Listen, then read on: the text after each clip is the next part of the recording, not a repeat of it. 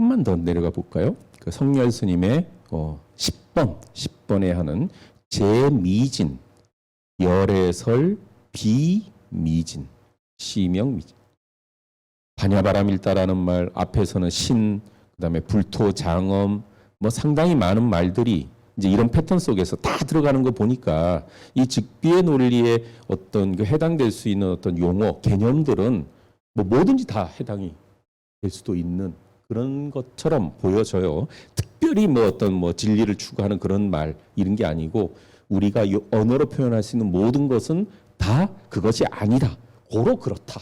뭐 이런 식으로 지금 표현이 되는데 여기서는 미진이라는 것은 먼지죠, 먼지. 아주 그 미세한 그런 분자 또는 원자 같은 얘기인데 요것도 13이니까 한번 거기 지금 13 여법 수지분 그 뒤에 어디 나오겠네요. 103쪽. 예, 103쪽.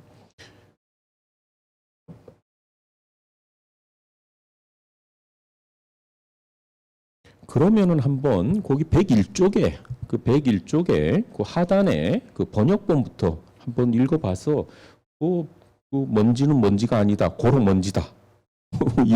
이런 글이 나오게 되는 배경하고 그 뉘앙스 전체적 문맥을 한번 살펴보죠.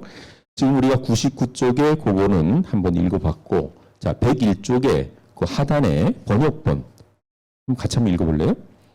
수보리여 내 생각이 어떠하냐?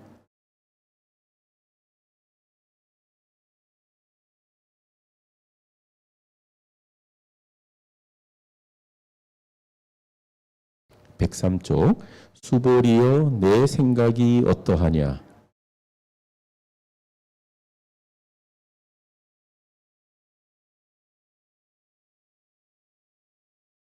그 뒤에 105쪽은 일단 105쪽도 해당이 되겠네요. 거기 성례스님 여기도 나와 있네. 예. 자, 그럼 한번 105쪽도 한번 읽어볼래요? 하단에. 자, 수보리여 한번 읽어볼래요? 수보리여 내 생각이 어떠하냐?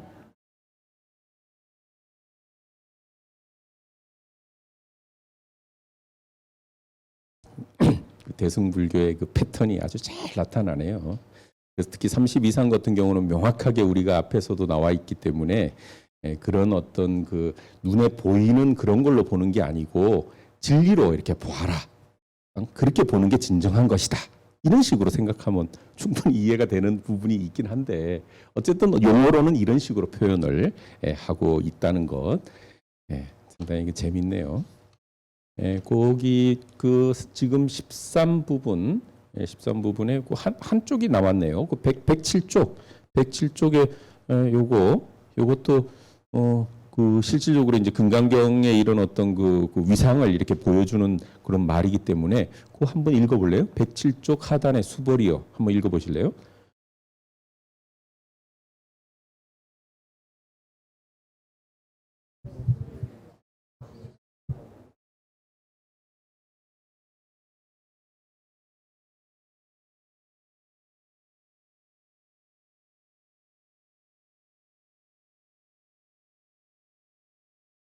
예. 그래서 이 경에 있는 이런 내용을 잘 받들어 지니고 그것을 남을 위해서 알려주면은 무수한 그런 어떤 보배로서 부처님을 보시하는 것보다 더 큰 공덕을 쌓을 수 있다라고 하는 이제 이 그 금강경의 어떤 그 내용에 대한 그런 위상을 높여주는데 거기와 관련해서 그 앞부분에 32상 그다음에 그 미진 그다음에 반야바라밀 이제 이런 말들을 이제 이런 즉비의 논리로서 이렇게 표현을 이렇게 하는데 자 일단 요 정도까지 하고 뭐 시간이 좀 그거 하니까 아까 여러분들 그 중론에 있는 내용 그거 한번 좀 봐주시면 좋을 것 같아요.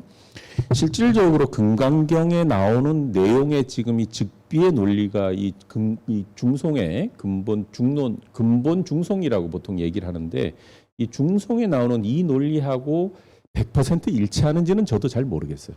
그렇지만 실질적으로 반야경에 대한 어떤 그 논리적이고 주석을 달고 해석을 해서 그 대승불교 최초의 사상가로서 간주되어지는 대표적인 사람이 나가르주나 용수거든요. 그 용수 같은 책이 이 중론이라는 이 책이에요. 그리고 중론에서 이제 그런 어떤 거 언설과 관련, 우리 말과 관련된 그런 것들을 진리로서 파악할 때는 이렇게 하라 하고 이제 얘기하는 대표적인 곳이 지금 지금 여러분들한테 나눠드린 그 내용인데, 그게 지금 페이지가 어떻게 되죠? 170.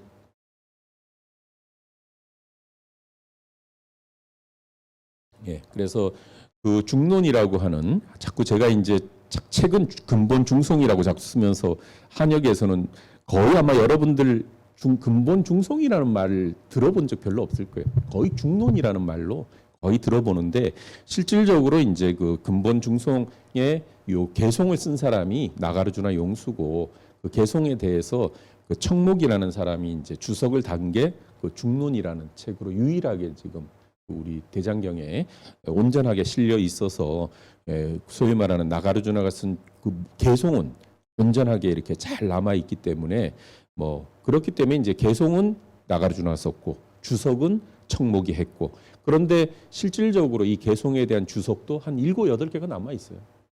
그래서 이 용수의 이 근본 중송이라는 텍스트가 굉장히 그 중요한 그런 텍스트라고 해서, 특히 그 찬드라키르티 월칭이라는 사람의 그 이 중송에 대한 주석서를 티베트의 그 겔룩파, 지금 달라이라마 존자가 계시는 거기 그 겔룩파에서는 찬드라키르티의 이 중송에 대한 주석서, 그거를 불교 사상 최고의 해석이라고 간주를 해요.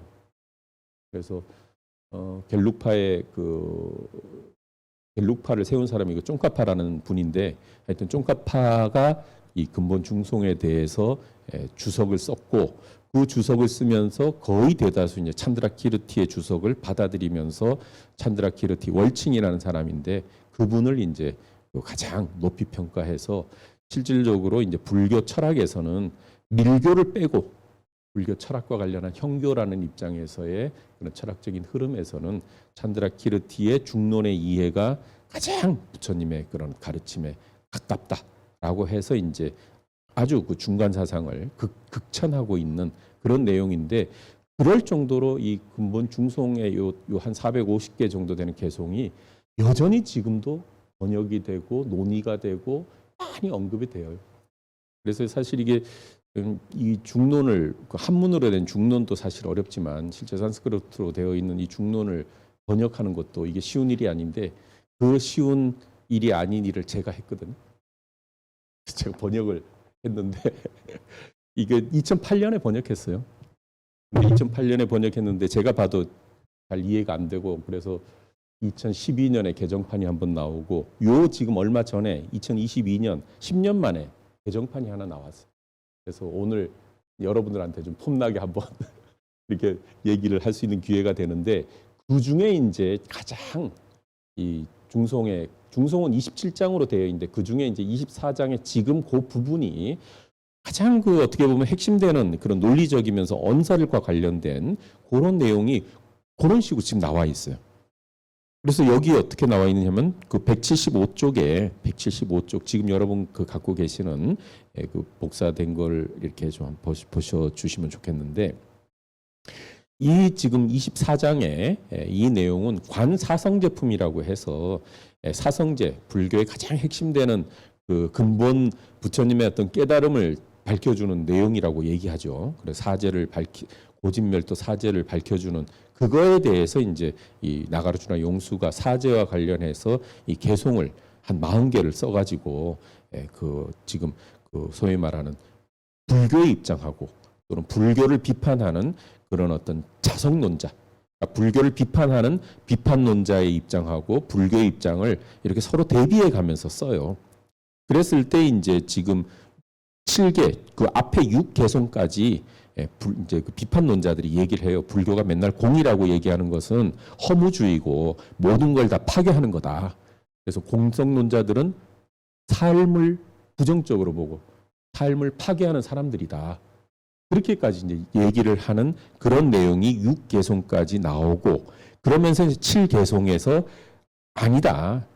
자성론자 너네들이 이제 자성이라는 말을 쓰는 그런 사람들이 삶을 파괴하는 거지, 우리 공성을 얘기하는 사람들은 영기론자이고 부처님의 가르침을 잘 받드는 삶을 세우는 사람들이다. 그런 내용을 지금 얘기하려고 하는데 그게 이제 7개송부터 이렇게 얘기가 되는 거예요. 그랬을 때 7개송에서 이렇게 얘기를 하는 거예요. 여기에서 이제 우리들은 말한다. 이때 우리들은 이제 그 불교 그 입장인데 그들은 그러니까 불교를 비판하는 그대들은 공성에서의 효용과 공성의 의미를 알지 못한다. 그렇기 때문에 이와 같이 함부로 말하고 함부로 그런 재단을 해서 파괴하는 것이다. 이제 그렇게 얘기하면서 8개송에서 이런 얘기를 해요.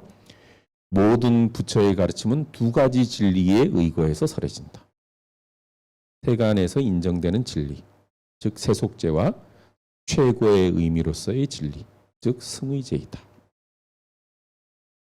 그다음에 제9개송, 이 두 가지 진리의 구별을 알지 못하는 사람은 부처님의 가르침에 있어서의 깊은 진실한 의미를 알지 못한다.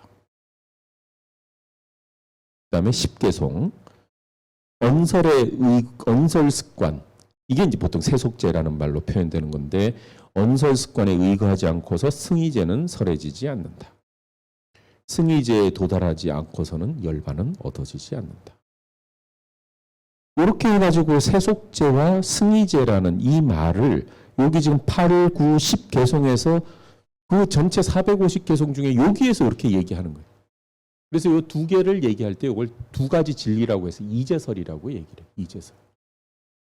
그래서 이 이제라는 게 이제 세속제와 승의제 또는 승의제는 뭐 제1의제라고도 이렇게 얘기를 하는 이 두 가지 진리의 관점으로 부처님은 말씀하신다. 이제 이렇게 얘기를 하고 나서 이제 11개송에서 잘못 이해된 공성은 지혜가 얕은 자를 파괴한다. 마치 잘못 잡은 뱀이나 잘못 사용된 주술과 같다. 12개송, 지혜가 얕은 자가 이 법을 체득하기란 어렵다는 것을 알고 성자는 그 법을 보이고자 하는 마음을 단념하셨다. 이게 마치 이제 부처님이 그 처음에 깨달음을 얻고 나서 그 49일 동안 뭐 희열을 느끼셨다고 이렇게 얘기하시지만 또 그 순간에 이제 그 내가 이걸 가르침을 설하면 알아들을 수 있는 사람이 있을까? 뭐 그런 그 고민을 뭐 고민 아닌 고민이라고 얘기할 수 이제 그게 이제 그 범천의 권청이라 그러죠. 범천의 권청. 순간적으로 이제 그래서 그 마라라고 하는 그 소위 말해서 이제 보통 이제 뭐 마녀 그 악마로서 표현되어지는 그 사실 이제 악마들은 진리에 눈을 뜬 사람들한테서는 그 더 이상 힘을 쓸 수 없으니까 부처님이 진리를 깨닫고 이제 모든 것을 이렇게 이제 악마를 다 물리치려고 하는 그런 속에서 이제 악마가 나타나서 부처님이 순간적으로 이제 이 법을 얘기하면은 진리를 깨달은 이 법을 얘기하면 알아들을 수 있는 사람이 있을까 하는 그 순간에 이제 악마들이 나타나서 알아들을 수 있는 사람이 없을 겁니다. 빨리 이제 지금이 바로 열반하시고 빨리 돌아가셔도 됩니다. 그런 식으로 이제 했는데 그 순간에 이제 범천의 권청이라는 그런 그 어떤 그 에피소드에서 나오듯이 범천 브라만이 나타나서 이 세계에는 많은 사람들이 있어서 부처님 말씀하시면 바로 듣고 이해할 사람이 있을 겁니다. 그래서 마치 그 연꽃이 핀 곳에 가면 빨간 것도 있고 흰 것도 있고 뭐 노란 것도 있듯이 사람의 근기가 각기 다른데 부처님 말씀 그 말씀을 듣고자 수천 년 수억 겁을 기다린 사람이 있을 겁니다. 뭐 그런 얘기를 했다 그러죠. 근데 이제 그런 내용이 여기 이게 이제 그런 내용하고 조금 이렇게 대비되는 부분이 있어요. 12개송. 그리고 이제 13개송에서 그대가 다시 공성에 대해 논란을 하고자 하더라도 우리들에게는 과실이 따르지 않는다. 공에서는 그 과실이 성립하지 않는다. 그러니까 앞에서 이제 그 자성론자들이나 공을 비판하는 자들이 공성을 얘기하는 그 불교를 모든 걸 다 허망하게 부정하는 그런 사람들이다라고 계속 얘기했는데 그거는 너네들이 잘못 알아서 그렇지. 불교는 공성을 얘기하면서 영기를 얘기하고 삶의 의미를 진실로 밝히는 그런 입장이다라는 것을 이제 계속 얘기해 가는 게 이제 이 내용이에요. 그래서 여기에서 이제 가장 그 멋진 내용 중에 하나가 이게 이제 그 동양 불교의 가장 그 멋진 얘기 중에 여러분 거기에는 없지만 요 18개송에 연기한 것, 연기로서 생겨난 것, 그것을 우리는 공성이라고 말한다. 그것은 의존해서 시설된 것이고 그렇게 아는 것이야말로 바로 중도이다.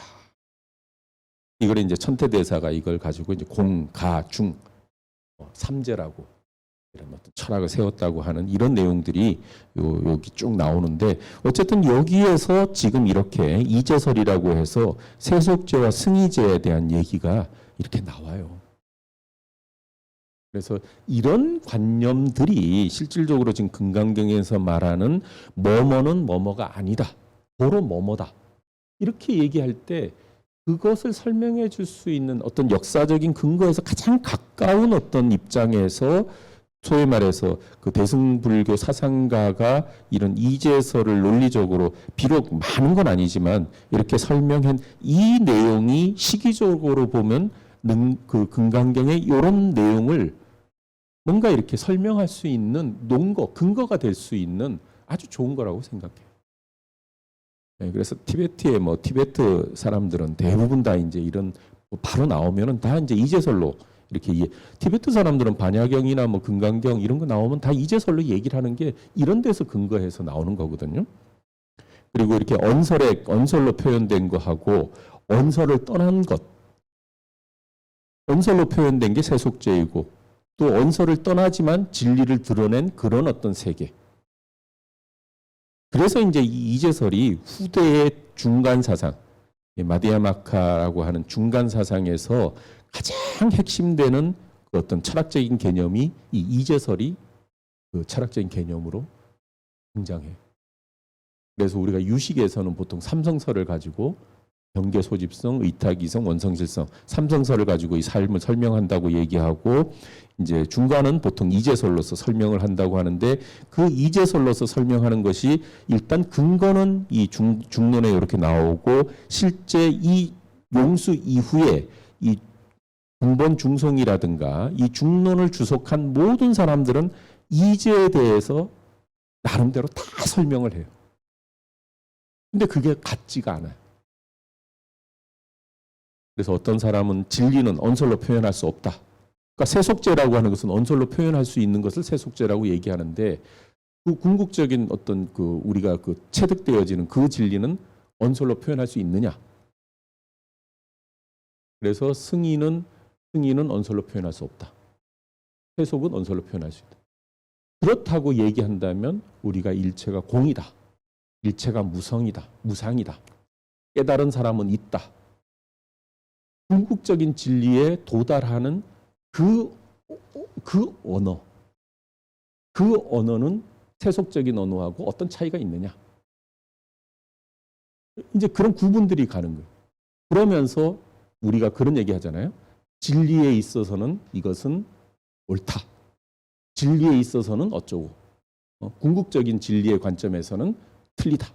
그러니까 우리가 말을 쓰는 데 있어서 궁극적인 진리라고 이렇게 표현을 하는 경우도 있잖아요. 그럼 궁극적인 진리는 엄표 안 되는 그런 정신세계의 그런 언설을 떠난 진리를 그대로 반영하느냐. 이제 그런 것들이 굉장히 복잡하게 이제 그 철학적으로 전개가 되어져요, 실질적으로. 그래서 여기 지금 얘기하는 이 승의제를 어떻게 규명할 것인가에 따라서 실질적으로 이제 이게 진리는 언어의 대상인지 언어를 떠난 것인지 이런 내용들이 쭉 이어지면 우리나라 선종하고도 다 관련이 되는 거거든요. 이 선은 불림문자고 선은 언설로 표현할 수 없다고 얘기하잖아요. 깨달음으로 이렇게 얘기해야 된다고 얘기하는데 그럼 깨달음으로 얘기되어지는 그 경계가 어디까지 얘기할 수 있느냐. 그 궁극적인 체험도 내가 깨달았다. 이렇게 얘기하는 것이 진정 깨달음이냐.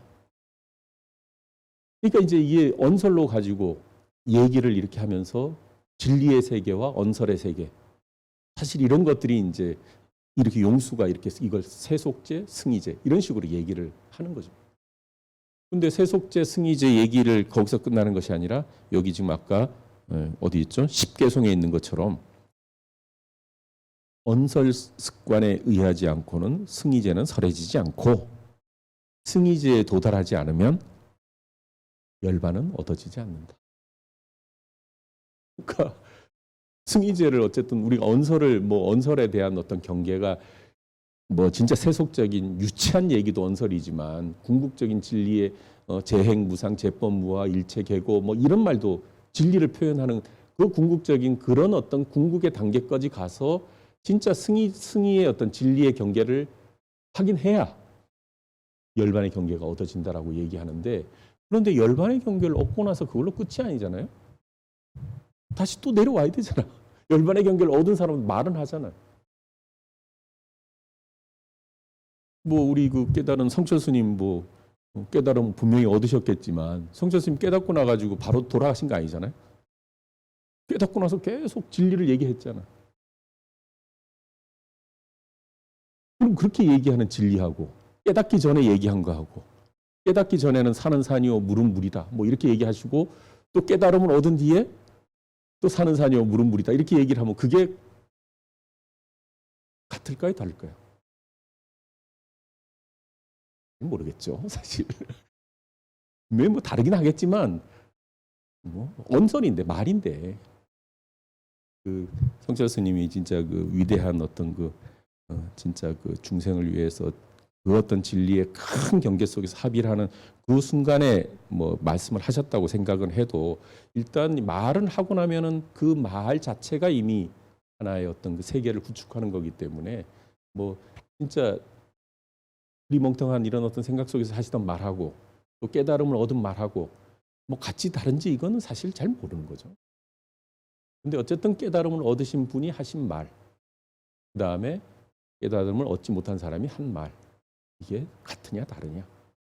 그러니까 이런 이제설이라는 게 이제 그런 문제를 제기해 주는 굉장히 중요한 내용이에요. 그래서 진리의 그런 어떤 경계라는 것을 언설로 표현할 수 있느냐 없느냐, 이게 이제 소위 말하는 용수 이후에 그 대승불교 철학자들은 그런 규명을 어디까지 어떻게 할 것이냐, 굉장히 그런 것들을 가지고, 그래서 이제 그 대승불교 사상가들 중에는 논리를 굉장히 중시하는 사람들이 많아요. 그래서 이제 그걸 자립논증파, 귀류논증파, 아까 말한 찬드라키르트는 귀류논증파, 그 사람은 논리를 별로 그렇게 중요시하지 않는, 중요시 안 한다기보다는 논리로서 모든 걸 표현할 수는 없다. 이게 찬드라키르트의 입장이고, 이제 바바비에카라는 사람은 이제 반야등론이라는 책을 쓴 이 용수의 이 중송에 대한 주석서 바비베카라고 하는 사람이 쓴 반야등론이라는 게 있는데, 그 반야등론을 쓴 사람은 정확하게 논리에 따라서 엄표를 할 수 있어야 된다. 그래서 이제 그 궁극적인 진리의 입장에서는 일체는 공이다. 그래서 진리의 입장에서는 이라는 이런 어떤 단서를 달면서 언어를 써요. 그러니까 사람들마다 이제 그런저런 차이들을 제공한 게 사실 이 지금 용수의 이제설이라고 하는 건데, 이 이제설의 입장에서 지금 우리가 보고 있는 직비의 논리를 만약에 보게 되면 직비의 논리가 이해될 수 있을까요? 가령 예를 들어서 아까 여기 부처님이 말씀하신 반야바라밀다는 반야바라밀다가 아니다. 도로 반야바라밀다. 사실 이거는 어떻게 보면 간단해요. 부처님이 말씀하신 반야바라밀다는 소위 말해서 진정한 의미에서 부처님이 그냥 방편으로 말씀하신 것이다. 그렇지만 진정한 의미에서는 반야바라밀다는 진정이 있다. 앞에 그렇게 말을 몇 개만 집어넣으면 사실 통하지 않는 건 아니에요. 근데 그걸 이제 이렇게 패턴을 써서 모든 말들이 다 이렇게 쓰는 이런 관점을 이렇게 썼을 때 과연 그것을 이제 어떻게 전체적으로 이렇게 그 공통된 어떤 그 모든 사람이 이해할 수 있는 논리를 가지고 이제 이런 말이 이해될 수 있도록 쓰려고 하면은 사실 그때는 조금 더 생각을 해봐야 될 것 같은데, 그래서 사실 오늘 이제 제가 여러분들한테 답을 드릴 수 없어요. 저는 그렇게 깨달은 사람도 아니지만, 그러나 용수의 이 세속제와 승리제와 또 세속제, 승리제를 통해서 열반을 체험한 이후의 정신세계, 이런 관점이 사실 여기에 배당이 된다거나 그것을 가지고 바라보면 그거는 아마 반야경의 가장 그 해석을 잘 하고 또 반야경에 대한 이해의 가장 최고의 어떤 그런 경계로서 그 설명을 했던 용수의 그런 어떤 이제설에 근거해서 설명은 가능할 것 같아요. 그래서 부처님이 설한 그 아까 여기 그 9번 같은 경우죠. 9번 같은 경우 불설 반야바라밀, 즉비 반야바라밀, 고설 반야바라밀 이렇게 이제 패턴이 되는 건데 부처님이 설하신 반야바라밀다는 반야바라밀다가 아니다. 그렇지만 진정한 의미의 반야바라밀다이다. 이렇게 이제 되어지는 건데 어쨌든 부처님은 깨달음을 얻으신 분으로서 뭐 이렇게 말을 했지만 실질적으로 이제 그 사이에 대승불교 입장에서 보면은 부파불교라든가 설일체 유부라든가 대승불교는 비판하는 입장이 아주 명확하거든요. 부파불교의 특히 설일체 유부에 대해서 비판은 아주 명확하니까 그 설일체 유부는 모든 것들을 개념을 실체화시키고 개념을 절대화시켜 가지고 얘기를 하니까 그것은 그게 절대화가 아니고 실체화가 아니고 공이고 연기고 모든 것은 가명이다. 임의의 방편으로서라는 것이지 진정한 것이 아니다. 이렇게 그 대승불교하고 부파불교 입장이 명확하게 있기 때문에 비록 부처님이 반야바라밀다를 설했다고 해도 그것은 부파불교 입장에서 말하는 것처럼 뭔가 절대적이고 실체적인 그런 개념으로서 반야바라밀다는 아닌 것이다. 그렇지만 그런 개념을 떠난 실체적이고 절대적인 개념을 떠난 연기와 공과 또 어떤 그런 어떤 방편으로서는 부처님 말한 것이 틀린 건 아니다. 이런 식으로 이해를 하는 것이 제가 볼 때는 가장 그 용수의 이제설에 근거해서 이해하는 게 그럼 되지 않을까 하는 생각입니다. 실질적으로 용수의 이제설에 대한 얘기는 여러분들 그 티베트 달라이라마 존자라든가 혹시 최근에 나와서 이렇게 그 티베트 이렇게 그 관심 있는 사람들의 그 텍스트를 보면 이제설 얘기가 많이 나와요. 근데 그거는 이런 데 근거해서 나오는 거거든요. 반야경에 대한 가장 가까운 그런 주석서가 주석서 그 나가르주나는 주석서를 써서 이제 그 주석서가 대지도론이라는 주석서를 그 대품 반야경에 대한 그 주석서를 썼고 또 그런 속에서 이제 위대한 이런 중송의 이런 책을 써서 지금도 뭐 이 중송의 이 내용은 사실 이게 굉장히 좀 쉽지가 않은 좀 그런 내용이 많아요. 그래서 제가 2008년도에 이거 번역하고 끝을 냈을 때 그 우리 선배님 중에 한 분이 야, 네 그거 번역하고도 살아 있어서 참 다행이다. 왜요? 그랬더니 번역하다가 죽은 사람도 많댄다. 야, 진짜 어려워요. 근데 저도 진짜 죽을 뻔했어. 450개송 중에 400개송 정도는 대충 이제 알겠나. 50개송은 언어, 문장으로서 이해가 안 되는 거예요. 아무리 봐도. 글 쓰는 사람이 자기가 이해가 안 되는데 글을 쓰는. 근데 그거는 내가 이해가 안 되는 게 아니라 내가 다른 사람 책을 봐도 이해가 안 되고 내가 산스크리트를 번역해 놓고도 이 전후를 보면 이해가 잘 안 되는데 근데 그 이해가 안 되는 그 내용을 무수히 많은 사람들이 용수가 기원 그 AD 2세기 사람이거든요. 찬드라키르티는 AD 6세기 사람이고 서양에서는 이 산스크리트 중송에 대해서는 굉장히 연구가 많이 됐는데 뭐 아무리 봐도 잘 이해가 안 되고 했는데 어쨌든 간에 제가 도전을 했고 그리고 조금 전에 여기 지금 그 제가 개송만 번역한 게 아니고 거기 지금 그 9개송, 10개송 사이에 거기 고딕체로 되어 있는 이거는 그 용수가 그 나가르주나 본인이 이제 직접 그 번역을 했다고 하는 그 아니 저수를 했다고 하는 그 무에소라고 하는 악토바야라고 하는 그런 책이 있어요. 그 티베더로 되어 있는데 제가 그 티베더도 번역해 가지고 아주 그 꼭 들어가야 될 부분에 하여튼 내용을 보완을 좀 했어요. 그래서 뭐 하여튼 좀 책다운 책을 만들긴 했고 근데 전체적으로 대충은 뭐 다 이렇게 알 수 있지만 알기 어려운 부분을 좀 번역을 해서 보완을 한 건데 어쨌든 여기에 이제 그 내용을 잘 살펴서 보면 이제설, 세속제와 승이제 그러니까 세속제를 통하지 않으면 승이제는 알려지지 않고 승이제에 도달하지 않으면 열반은 얻어지지 않는다. 이 굉장히 중요한 내용이고 또 열반 얻어지고 나서 죽는 게 아니거든요. 열반했다고 열반 드는 게 아니고 또 다시 세속의 언어를 쓰면서 전달할 수밖에 없는 그러니까 이런 개념에서 우리가 이 지금 얘기를. 그리고 금강경은 뭐 늘 그렇지만 이건 대승의 텍스트예요. 대승은 늘 이제 그 뭔가 그 부파불교라든가 기존의 불교를 비판하는 거예요. 그러니까 보살이 어떻게 살아가기 위해서 기존에 있는 사람들이 얘기하는 것처럼 부처님은 위대한 30 이상 80종을 갖고 있는 그런 고귀한 분이 부처님이라고 얘기를 기존에 하는데 그게 아니고 그런데 얽매이지 않고 진리로서 눈을 뜬 모든 사람이 부처가 될 수 있는 그런 입장에서 자유로운 경계에서의 어떤 이 부처라든가 뭔가 개념을 떠나서 진짜 이게 그 자유롭게 된 해탈된 입장에서 그 제가자들이 보살로 나아가고자 하는 사람들이 이해할 수 있는 그런 진리의 길을 제시하는 거기 때문에 좀 거기에는 늘 이제 부파불교에 대한 비판도 있는데 아마 그런 거에서 이렇게 보면은 조금 더 이해가 될 수 있지 않을까 싶은데 오늘은 일단은 요 정도 하고 일단 한 달 동안 여러분들이 더 고민을 해서 한 달 뒤에 제 수업이 있을 때 여러분 돌아가면서 집피가 이겁니다 하고 이렇게 과감하게 저한테 얘기를 해 주시는 걸 숙제로 내면서 올해 특별 숙제로 내면서 오늘 뭐 마치도록 할게요.